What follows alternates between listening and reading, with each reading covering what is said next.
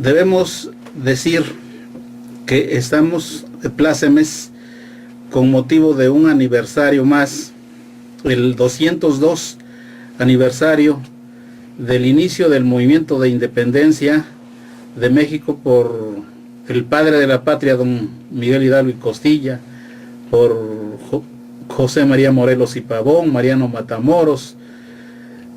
Vicente Guerrero y tantos patriotas, ¿verdad?, que no es posible mencionarlos a todos, pero los recordamos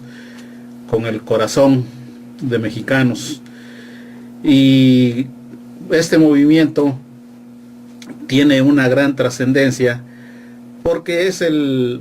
parteaguas de una etapa de la vida del desarrollo de México, primero como un pueblo originario, con todos sus pueblos de aquí, de este continente, los pueblos originarios de acá, y vemos cómo brillaron estos pueblos originarios y lo testimonian. Mitla, Monte Albán, Teotihuacán, los vestigios de la arquitectura maya y tantas muestras del arte de estos pueblos originarios, y luego la colonia y luego el movimiento de independencia que no para, que no termina, y en esas estamos debido a que el movimiento de independencia de México se inserta dentro del gran movimiento del contexto mundial histórico de aquella época, de principios del siglo XIX, que es un reflejo del modernismo que nos llegó de Europa, y aquí en América se combinó con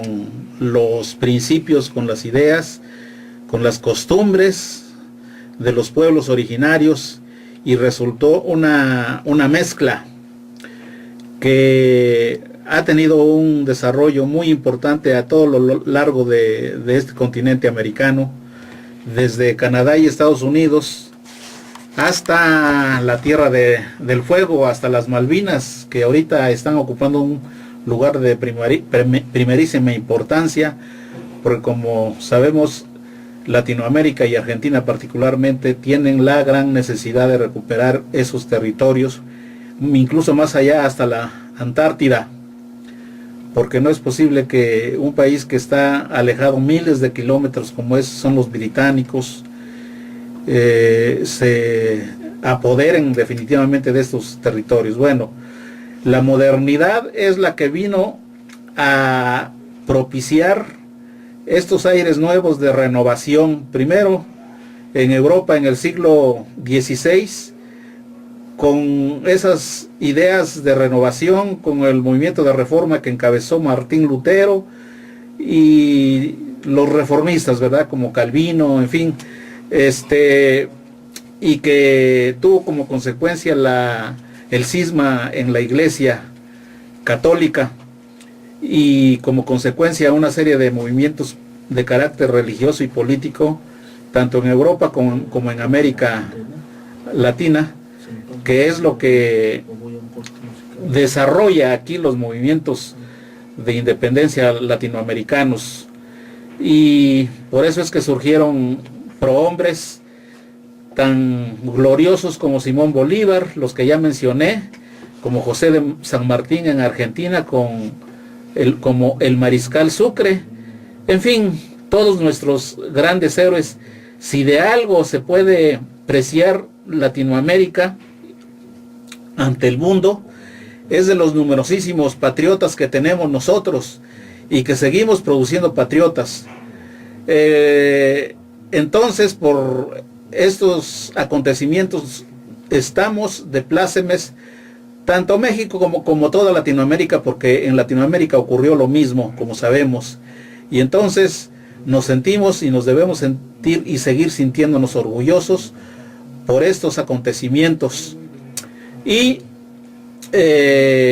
pasando a hablar de la situación actual, debemos considerar que es lamentable la situación actual, porque como acabamos de constatar, recientemente celebradas las elecciones federales para la elección de los titulares de los poderes federales, pues el resultado no satisfizo a las grandes mayorías, a las grandes masas de población mexicanos. Y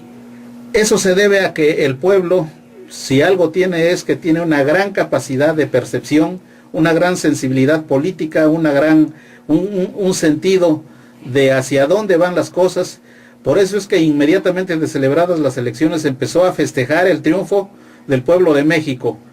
Esta cuestión no es una cuestión de partidos.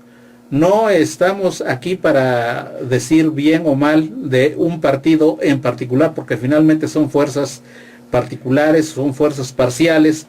que no expresan los intereses de una manera total que significa México, sino que nosotros consideramos que somos la voz del pueblo de México y el pueblo de México está más arriba, más allá de los intereses particulares de los que manejan los partidos políticos. Por eso, de una manera contingente, pues Andrés Manuel López Obrador fue el candidato que fue apoyado por el pueblo, más allá del apoyo de los partidos, que así lo hicieron, ¿verdad? Y eso, pues, desde luego estuvo muy bien hecho. Pero por sobre todas las cosas es lo que nos preocupa, son los sentimientos de frustración por los que está atravesando y sigue atravesando México. Y seguimos nosotros viviendo estas circunstancias lamentables. Vemos cómo se integran al poder los nuevos personajes que van a ocupar las posiciones y que ya lo están haciendo, las nuevas posiciones de la alta política nacional, del gobierno, del aparato administrativo, de las cámaras del Congreso de la Unión. Ya el que fue declarado ganador, pues ya está prácticamente realizando actividades propias de un presidente de la República. Lamentablemente aquí en México este aspecto de la transición está mal diseñado, porque vemos que las elecciones se realizan desde el 1 de julio y la toma de posesión del nuevo presidente viene siendo 5 meses después, hasta el día 1 de diciembre, lo cual no está bien. Vemos nosotros o veamos nosotros lo que ocurre en otros países, como una vez celebradas las elecciones y declarado inmediatamente a las pocas horas de terminadas las elecciones quién ganó, y sin que esto levante o dé lugar a inconformidades trascendentes, el presidente toma posesión del cargo inmediatamente, literalmente inmediatamente, como podemos mencionar el caso de Francia, de los propios Estados Unidos, donde solo pasa unas semanas para que tome posesión el presidente, pero aquí en México, inexplicablemente debemos decir, por las componendas a las que llegaron las facciones y los grupos que una vez terminado el movimiento armado de 1910, pues se dieron a la tarea de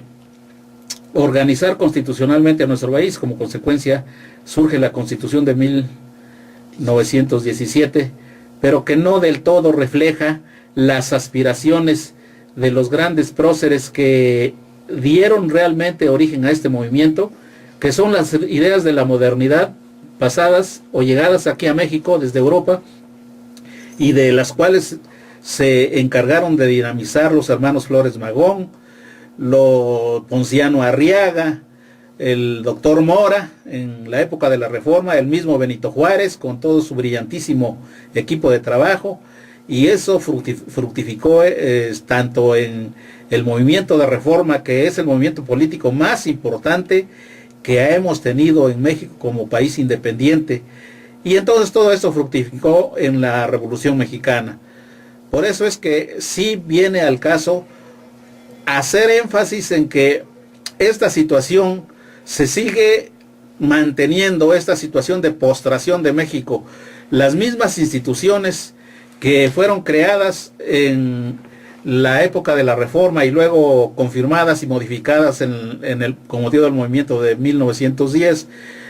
pues han degenerado, han sido desvirtuadas, han sido cambiada la Constitución. Prácticamente la Constitución ya no es lo que era en su origen, Y eso, desde luego, pues nos afecta a todos los mexicanos, porque prácticamente están cancelando muchas garantías, muchos derechos constitucionales, la libertad de expresión, la libertad de pensamiento, la libertad de escribir, en fin, una serie de libertades básicas de todo hombre, de todo ser humano y de todo ciudadano. Y entonces en esto se puede sintetizar la historia patria mexicana. Y entonces, a raíz de estas últimas elecciones, pues quedó un sentimiento de frustración, de una depresión general, porque no a nadie satisfizo el resultado de estas elecciones dadas por las autoridades que en ello intervinieron, ¿no? Las autoridades administrativas del IFE y luego las judiciales del TRIFE. A nadie dieron satisfacción. Hay un hombre que hay que mencionar, que es el escritor, el jurista, doctor en Derecho, John Ackerman, que ha hecho varios análisis acerca de todos estos acontecimientos de las elecciones y saca como conclusión que el Tribunal Federal Electoral no cumplió con sus cometidos constitucionales, no cumplió con sus obligaciones ni con sus deberes, porque realizó más bien una defensa del candidato que luego fue declarado ganador. John Ackerman destaca que no se hizo propiamente una calificación de la elección conforme al espíritu de la Constitución, ni siquiera se contabilizaron los votos, y por esa razón, independientemente de que la calificación supone que no se trata simplemente de contabilizar todos los votos de la elección del 1 de julio, sino que además realizar una serie de valoraciones que significan la calificación jurídica, una serie de valoraciones jurídicas en donde se debió haber entrado al fondo de las diversas inconformidades planteadas por quienes interpusieron los recursos de inconformidad, y que se refieren a la intervención, lo repetimos, de múltiples empresas o corporaciones comerciales en que abiertamente ayudaron, intervinieron, cometiendo delitos graves, las autoridades electorales para nada se ocuparon de investigar estos hechos, sino simplemente cumplieron con un expediente muy raquítico, muy limitado, muy mediocre. Y entonces el resultado es que, lejos de